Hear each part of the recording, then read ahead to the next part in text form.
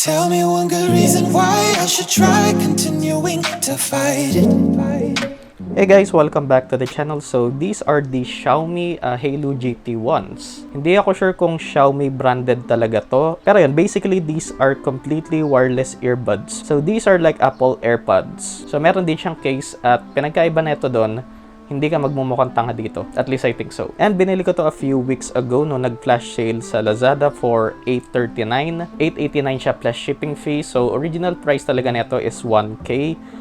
Bibili nyo to ng 1K ngayon sa Lazada. And magiging $839 ulit siya sa 12/12. So abangan nyo nga pala yung tech deals video ko ng 12/12. And the main reason why I bought this is because the earbuds, Bluetooth earbuds that I was using, parang bumibigay na siya. So these are the Otium Audios.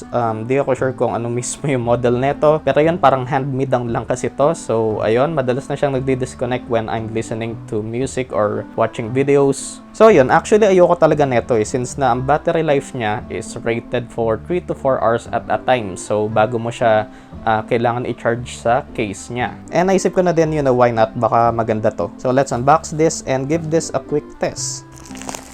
Tamang kagat lang eh.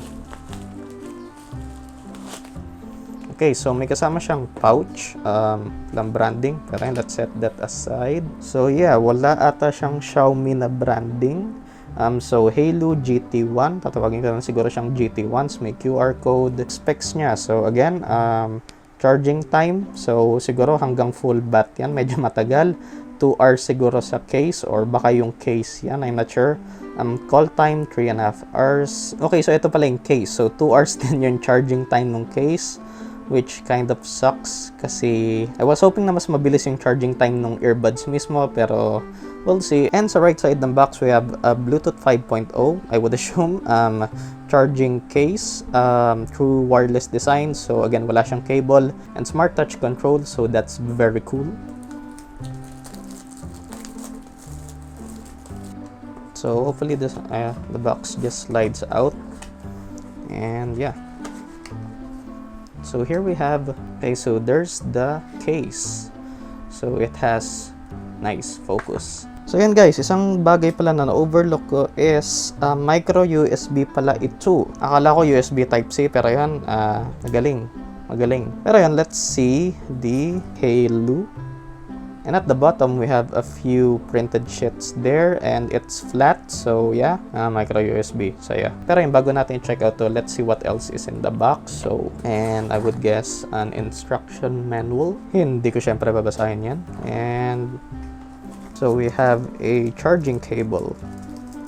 Gulat ka na lang, USB Type-C to yan. So yeah, we have a, I would guess, 6-inch charging cable. Ayan, micro USB.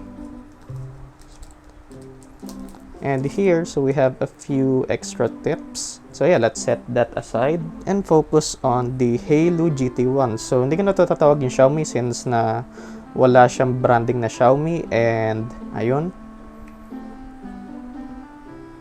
So very nice. So parang meron siyang contact points dito sa loob for charging. Dito nga pala sa case, so wala siyang parang on-off switch, and so specified guys na okay, so nag-turn on siya. So mukhang dito lang ata may LED, dito sa isa wala. So yung earbuds mismo may 43 mAh battery, so hindi ako sure kung tigisa yon or both siguro.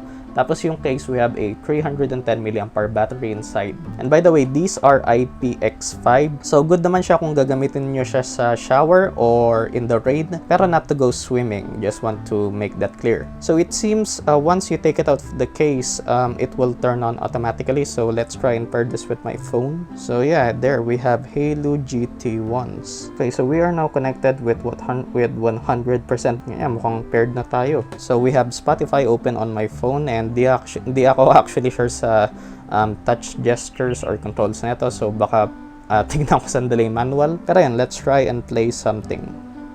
So wala siyang parang proximity sensor, so hindi siya nagto-turn off once you take out even just one earbud. Pero yun, yung touch control, just tap to play. Nakikita nyo naman, play and pause. Siguro double tap to skip tracks.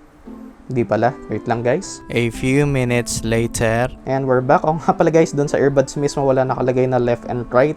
So dito kayo magre-refer sa L at R dito sa case mismo. So guys, ito yung mga touch gestures. So wala pala siyang swipe. Tinatry ko mag-swipe kanina to change tracks. So dito, as you can see, so may commands pala for each earbud. So double touch left earbud to skip tracks backward, and double touch right earbud to skip forward, and touch either earbud to resume or pause music. Double touch either earbud to answer or end incoming call. Keep touching either earbuds for 1 second. That would ignore the incoming call. And triple touch. So meron pa pala siyang triple touch. Active voice assistant when standby. So I would assume that's for Google Assistant or Siri. Triple touch right earbud. Sabi ko bang left dito, and triple touch right earbud to activate gaming mode. Ultra low lag, wow, may ganun. And yeah, yun lang naman nata important details na kailangan nyo malaman dito for now. So for now, I'm gonna test out the sound quality. Syempre, circles tayo. Said I love when cold, feed the flame cause we can't let go. Why we're running in circles, run away, I didn't do something. And yeah, so these are awesome. So the highs, mids, and lows are actually all well balanced. This is properly tuned, so hindi siya katulad ng ibang Bluetooth or wireless earbuds na overpowered yung bass, yung lows. And for the price, these are actually really great value. I guess except for battery life, which can be a significant problem for some people. For people who do long commutes, or maybe for people who use this like maybe 10 to 12 hours a day. So you will have to charge this inside the case every once in a while. But the good thing is you can actually get 12 hours of usage, or 12 hours of battery life from the case. And a few things that I forgot to say. So sa instructions nakalagay, kailangan daw tanggalin tong parang sticker na nandito sa may contact points para sa charging. And yung isa pa, pero mamaya na yun. And the good thing about this guys is that the touch controls are actually quite good. So there is a bit of a delay. 1 hour later. Hey guys, so quick update. I've been using the Haylou GT1s for an hour or so, and actually may gusto akong i-retract. So yung touch controls niya is inconsistent and sometimes unresponsive yung touch controls niya. So ayun, di siya nagpe-play. Di pa din. Most of the time inconsistent tong left earbud, which is a bit disappointing to say the least. So nire-retract ko yung sinabi ko kanina tungkol sa touch controls.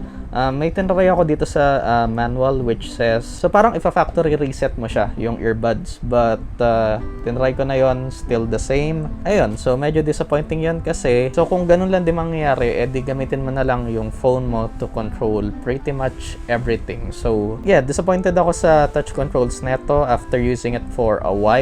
Again, an hour or so ko to ginamit, and so most likely babalik ko to. I'm not sure if this is a factory defect, pero siguro for now refund muna, and baka maghanap ako ng ibang wireless earbuds muna, or baka mag Bluetooth earbuds na lang ako na may wire. So isa kasi sa parang disadvantage neto, so kapag nahulog yung isa or nawala yung isa, then you're left with one earbud.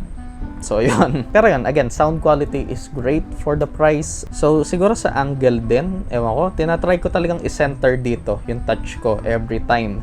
And kahit ganun, unresponsive at times. Again, inconsistent yung touch controls niya. So syempre, ayoko naman yung laging kinukuha yung phone ko just to pause or play the next song. And yeah, hopefully nakatulong to sa inyo and naka-raise ng awareness tungkol dito. Again, this may be a factory defect. I'm not sure. If you guys have bought this, maybe share your experience in the comments below kung inconsistent din ba yung touch controls niya. Hope this helped you guys out.